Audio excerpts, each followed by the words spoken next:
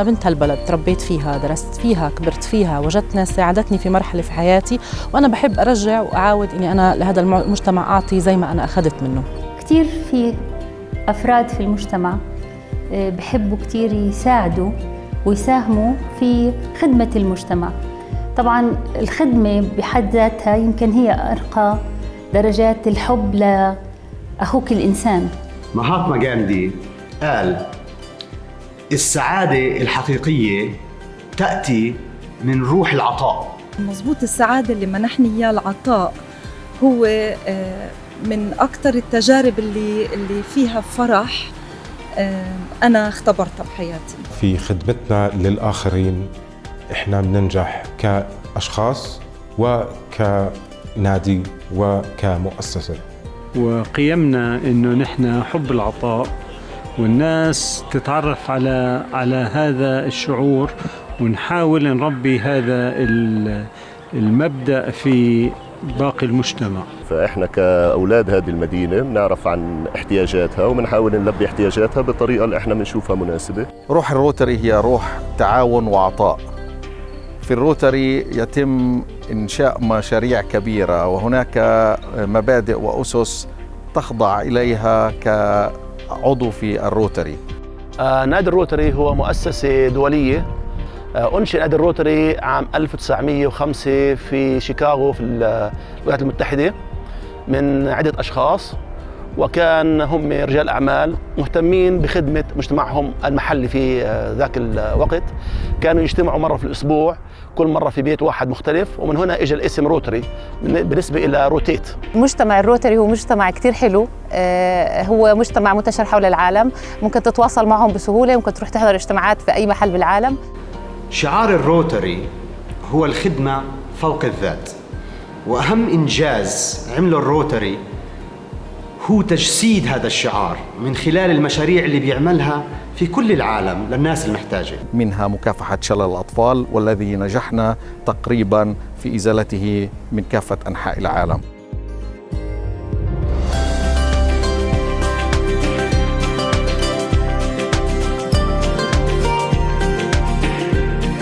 بس لو وصلنا لهون كان في جهود كتير، كان في مشاركات كتير، كان في دعم مالي كتير. اللي صار مكلف لهلا أكثر من $1,800,000,000، طبعاً بالتعاون ما بين الروتري وعدة مؤسسات، من أهمها مؤسسة بيل وميليندا جيتس. عدد أعضاء الروتري العالمية في العالم يصل إلى أكثر من 1,200,000 عضو، موزعين على أكثر من 33,000 نادي في العالم في أكثر من 200 دولة، موزعين برضو على 529 مقاطعة، موزعين في 34 إقليم. يقاس نجاح أي نادي روتري بتأثير مشاريعه على المجتمع، وبصمة أندية روتري فلسطين تمتد منذ 11 آذار 1929 حين تم اعتماد أول نادي روتري في فلسطين في روتري الدولي تحت اسم نادي روتري القدس فلسطين، عندما كانت فلسطين في ذلك الوقت تحت الائتلاف البريطاني.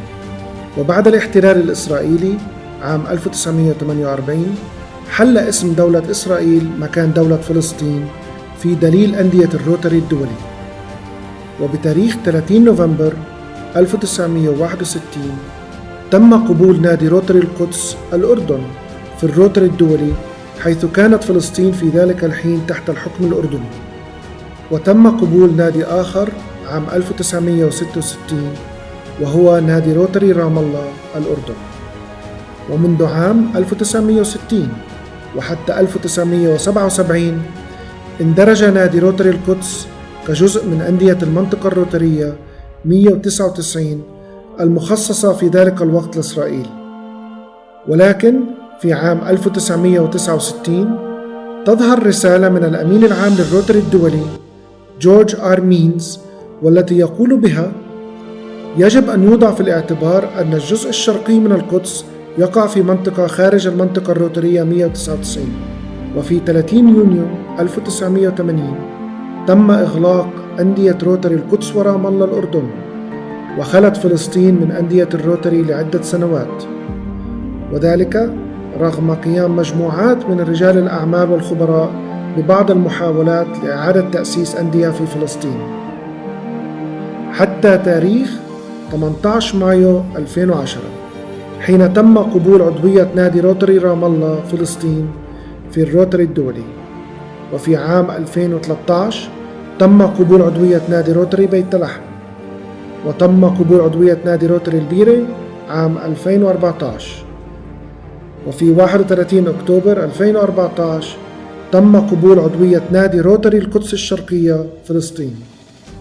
وعلى هذا الأساس أنا شعرت أنه في مكان إلي بين المجموعة الموجودة حاليا في نادي روتري القدس حتى نعمل إشي مع بعض اللي نقدر نطلع فيه بنتيجة، لو حتى نتيجة بسيطة. الهدف من انضمامي للروتري هو خدمة أبناء القدس خاصة والشعب الفلسطيني عامة. من خلال نادي الروتري قدرنا ننفذ عدة مشاريع اللي إحنا بنحس إنه شعبنا بحاجة لإلها. في حاجة ملموسة لمشاريع تخص المجتمع الفلسطيني من تعليم وصحة الطفل والأم ومي نظيفة وتطوير المجتمع اللي إحنا عايشين فيه. الروتري تعتمد في تمويلها على الأعضاء. كل عضو عليه اشتراك سنوي، ومن هذه العضوية يتم وضع بذرة تمويلية للمشاريع التي تبدأها الروتري، النادي الروتري. كمان المنطقة الروترية أو الديستريكت ممكن يساهم معنا في هاي المشاريع. الأندية الثانية اللي بالعالم ممكن يساهم معنا بهاي المشاريع. ممكن أي طرف ثالث، مؤسسة ثالثة حتى خارج نطاق الروتري تساهم معنا في المشاريع. كمان المؤسسة الروترية روتري فاونديشن تعمل بالآخر ماتشنج لكل الفلوس اللي احنا بنحطها بنسب معين.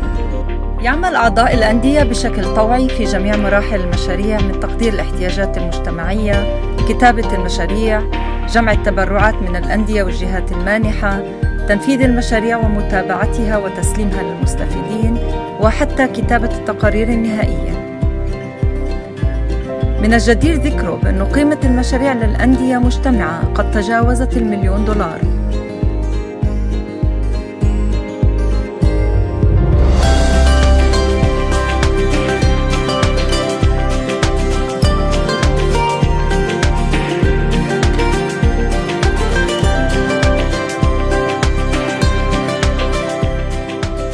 فوقت اكتشفنا في منصة تانية اللي هي تابعة للروتري اللي هي الروتر اكت، واللي حتى جاي من روتر اكت من اكشن، اللي هي من عمر 18 ل 30 سنة. الناس الطلاب، يعني بنفع تكون طلاب جامعات، مهنيين مخلصين متخرجين من الجامعة، وبرضه اللي بيشتغلوا اللي هي احنا بنفس المبدأ شغالين، يعني نستثمر وقتنا بخدمة المجتمع اللي هي الخدمة فوق الذات. روتري القدس الشرقية على سبيل المثال هو منصة للعطاء لأهل القدس المحتاجة. الأعضاء المتطوعين اللي هم بكامل انسجام ومحبة قدروا يشتغلوا على عدة مشاريع. مدرسة الأميرة بسمة الدامجة هي المدرسة الوحيدة في القدس اللي بتقدم خدمات لطلاب مع إعاقة وبدون إعاقة. هاي الإعاقات تتقسم على عدة أنواع، منها الإعاقات السمعية، الإعاقات البصرية، صعوبات الحركة والإعاقات الحركية اللي بيستعملوا الطلاب فيها الكراسي المتحركة، بالإضافة لصعوبات التعلم وصعوبات من نوع آخر. مدرسة الأميرة بسمة فيها تقريباً 400 طالب، وكان هناك تدخل من نادي الروتري في القدس لتطوير المكتبة اللي احنا بحاجة للملائمات والموائمات حتى تتمكن هذه الفئة من انها تستمر في العملية التعليمية كما يجب.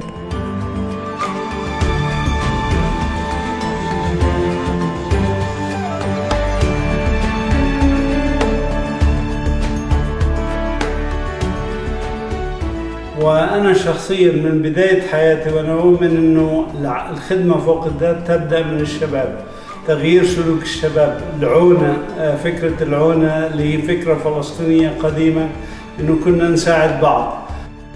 حقيقة هاي عندما أجى نادي روتري بيت لحم بالإضافة لمجموعة من الممولين اشتغلوا على تأهيل هذا الموقع، خلق هذه الأحواض الزراعية.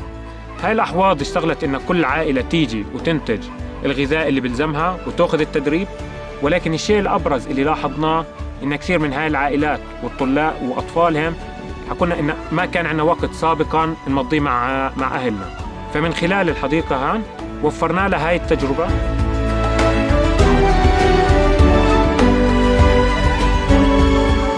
لما تكون أنت تكون مساهمتك مش بس تدفع فلوس، تروح فعلا وتشوف الناس وتساعدهم، تشتري لهم معدات، تحس معهم، تشوف حبهم لإلك واستقبالهم لإلك، كان شعور رائع. وهو هذا الحافز اللي بيخليني أنا أستمر مع نادي روتري.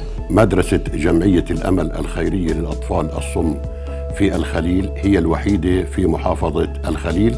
نقبل الطالب من عمر 3 سنوات فما فوق. الطالب في هذه المدرسة لديه فحوصات تتعلق بتخطيط السمع بشكل دوري شهريا خارج المؤسسة، يكلف الفحص من 140 ل 200 شيكل.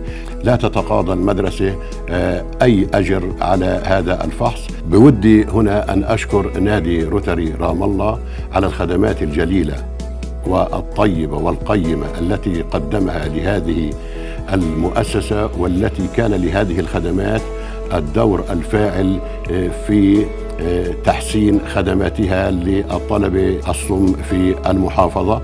الأجهزة التي قدمها النادي الروتري في رام الله كان لها دور في استقطاب المجتمع المحلي لتقديم الدعم لهذا القسم، والذي بلغ سنويا ما يقارب 60,000 شيكل.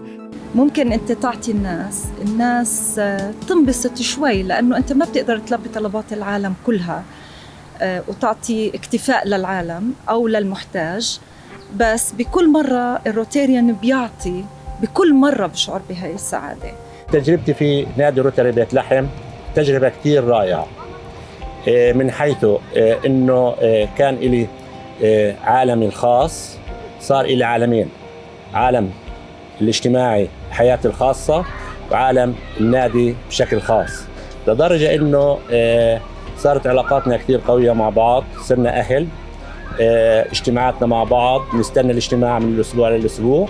لما تجمع ناس مع بعض وبدون أي مقابل مادي فيهم هذه الروح، روح المحبة والعطاء، تحت مؤسسة عالمية زي الروتري نخدم فيها المجتمع الفلسطيني، وبنفس الوقت بيعطينا إحنا كأعضاء شعور بالرضا والسعادة. شو بدكم أحلى من هيك؟